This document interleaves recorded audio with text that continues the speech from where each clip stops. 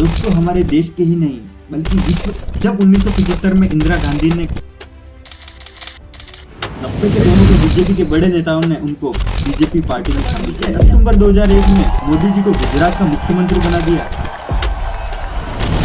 विश्व के प्रसिद्ध नेता और हमारे देश के सर्वोच्च पद पर विराजमान प्रधानमंत्री नरेंद्र मोदी जी से आज कौन वाकिफ नहीं होगा। हर कोई इनके बारे में जानता है, लेकिन कुछ बातें ऐसी है जो आप नहीं जानते हैं और आज हम उन्हीं बातों से आपको रूबरू कराएंगे, तो लास्ट तक वीडियो में बने रहें। प्रधानमंत्री मोदी का पूरा नाम नरेंद्र दामोदर दास मोदी। इनका जन्म 17 सितंबर 1950 को गुजरात के वडनगर जिले के एक गरीब परिवार में हुआ।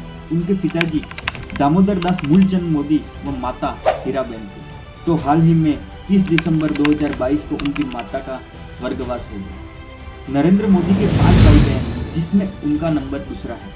मोदी जी के पिता रेलवे स्टेशन पर चाय की दुकान लगाते थे, तो मोदी जी भी उनके पिताजी की दुकान पर हाथ बटा दिया करते थे और मोदी जी को बचपन में नरिया कहकर पुकारते थे। वो आम बच्चों की तरह नहीं थे, उन्हें बचपन में ही देशभक्ति के काम करना पसंद था।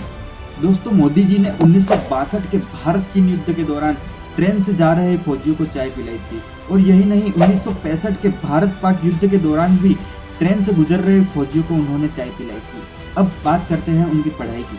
मोदी जी ने गुजरात के वडनगर के भगवताचार्य नारायणाचार्य स्कूल से अपनी पढ़ाई की शुरुआत की। तो उन्हें एक्टिंग का बहुत शौक था, इसलिए वह स्कूल के विवाद नाटकों में भाग लेते थे और टॉप नंबर पर आते थे। मोदी जी बचपन से ही निडर स्वभाव के थे। वो एक दिन शर्मिष्ठा तालाब से घड़ियाल का बच्चा पकड़कर अपने घर ले आए और माँ के समझाने पर उसे वापस तालाब पर छोड़ आए। वे बचपन में साधु संतों से बहुत प्रभावित थे। वो बचपन से ही सन्यासी बनना चाहते थे। सन्यासी बनने के लिए मोदी जी ने स्कूल की पढ़ाई छोड़ दी और घर से भाग गए। इस दौरान वे पश्चिम बंगाल के रामकृष्ण आश्रम सहित कई जगहों पर घूमे। मोदी जी बचपन से ही आरएसएस को बहुत पसंद करते थे और वो उसमें जुड़े भी। 1958 की दिवाली के दिन गुजरात आरएसएस के पहले प्रांत प्रचारक लक्ष्मण राव ईमानदार वकील साहब ने मोदी जी को बाल स्वयं सेवक की शपथ दिलवाई। मोदी जी बहुत ही मेहनती कार्यकर्ता थे। वो आरएसएस के बड़े शिविरों के आयोजन में मैनेजमेंट ऑनर दिखाते थे। आरएसएस नेताओं के ट्रेन और बस के रिजर्वेशन का जिम्मा उन्हीं के पास होता था। मोदी जी कई महीनों तक हिमालय के साधुओं के साथ भी रहे। वापस आने पर उन्होंने सन्यासी जीवन त्यागने का फैसला किया और अपने भाई के साथ मिलकर अहमदाबाद के कई स्टेशनों पर चाय की दुकान लगाई। हर परेशानी का सामना किया और चाय बेची। अब बात आती है उनकी शादी की। 18 साल की उम्र में मोदी जी की मां ने बांसकाठा के एक राजसेना परिवार में जशोदाबेन के साथ मोदी जी की शादी करवा दी। विवाह के बाद मोदी जी घर छोड़कर संघ प्रचारक बन गए। तो कुछ लोगों का यह कहना है कि वे 3 साल तक अपनी बीवी के साथ रहे, लेकिन मोदी जी के बारे में लिखने वाले इससे इनकार करते हैं। मोदी जी अहमदाबाद के संघ मुख्यालय पर रहते थे और वहाँ के छोटे मोटे काम, सफाई करना, चाय बनाना, बुजुर्ग नेताओं के कपड़े धोना जैसे काम करते थे। वो हर काम से पहले अपनी माँ का आशीर्वाद लेने के लिए घर जरूर जाते थे। संघ में रहते हुए कुर्ते की बाह उन्होंने छोटी करवा ली थी ताकि ज्यादा खराब ना हो, जो वर्तमान में मोदी ब्रांड कुर्ता ग्राम से मशहूर है। जब 1975 में इंदिरा गांधी ने कई राजनीतिक कारणों से राज्य में आपातकाल घोषित कर दिया, तब मोदी जी सरदार के रूप में पुलिस से छुपकर सरकार की गलत नीतियों का विरोध करते रहे। मोदी जी बहुत ही मेहनती कार्यकर्ता थे। आरएसएस में उनके कार्य को देखकर उन्हें बहुत ज्यादा सम्मान मिलने लगा। मोदी जी स्वामी विवेकानंद जी से बहुत प्रभावित थे। उन्होंने गुजरात में स्वामी विवेकानंद विकास यात्रा भी निकाली।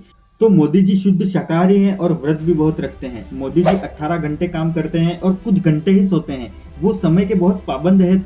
दोस्तों लाल कृष्ण आडवाणी को मोदी जी का राजनीतिक गुरु माना जाता है। तो 1990 के दौरान मोदी जी ने लाल कृष्ण आडवाणी की रथ यात्रा, जो कि सोमनाथ से अयोध्या तक थी, उसमें प्रमुख भूमिका निभाई। इससे प्रभावित होकर बीजेपी के बड़े नेताओं ने उनको बीजेपी पार्टी में शामिल कर लिया। 1985 में गुजरात के विधानसभा चुनाव में बीजेपी पार्टी को बहुमत हासिल हुआ। इस दौरान मोदी जी की शंकर सिंह बघेला से नाराजगी होगी और शंकर सिंह बघेला ने इस्तीफा दे दिया और केशव भाई को गुजरात का मुख्यमंत्री बना दिया गया। अब मोदी जी को दिल्ली बुलाकर केंद्रीय मंत्री की रिस्पॉन्सिबिलिटी सौंप दी।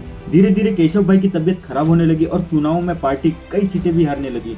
इसके बाद बीजेपी ने अक्टूबर 2001 में मोदी जी को गुजरात का मुख्यमंत्री बना दिया।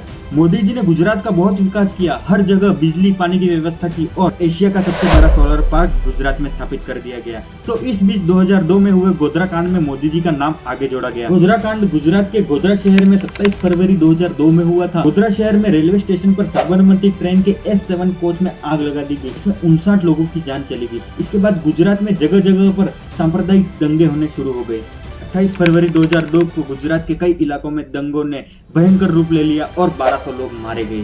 बाद सुप्रीम कोर्ट ने इस कांड की जांच के लिए स्पेशल कमेटी बनाई। कमेटी ने पूरी जांच पड़ताल की और 2010 में जांच के आधार पर फैसला कर सुप्रीम कोर्ट ने कहा कि कमेटी के दंगों में कहीं भी मोदी जी का हाथ नहीं है। मोदी जी ने गुजरात में सरकारी कानून कायदे के खिलाफ बने मंदिरों को तुड़वा दिया। उसके बाद मोदी जी की लोकप्रियता इतनी बढ़ी कि वे लगातार 4 बार गुजरात के मुख्यमंत्री बने। कामयाबी व अच्छी रणनीति को देखते हुए भाजपा सरकार ने 2014 के लोकसभा चुनाव में मोदी जी को प्रधानमंत्री के रूप में चुना। के लिए मोदी जी ने सोशल मीडिया का खूब इस्तेमाल किया और अपनी मेहनत और लगन के बल पर भाजपा पार्टी को भारी बहुमत से जीत दिलाई। 26 मई 2014 को दिल्ली के राष्ट्रपति भवन में मोदी जी ने भारत के सर्वोच्च नेता प्रधानमंत्री पद की शपथ ली। भारत के 15वें प्रधानमंत्री बने। वे इतने पॉपुलर हो गए कि बीजेपी को दोबारा भारी बहुमत से जीत मिली। मई 2019 को मोदी जी दोबारा भारत के प्रधानमंत्री बने। अगर अच्छी लगी हो तो वीडियो को लाइक और चैनल को सब्सक्राइब कर लें और आने वाली वीडियो के लिए बेल आइकन को प्रेस कर दें।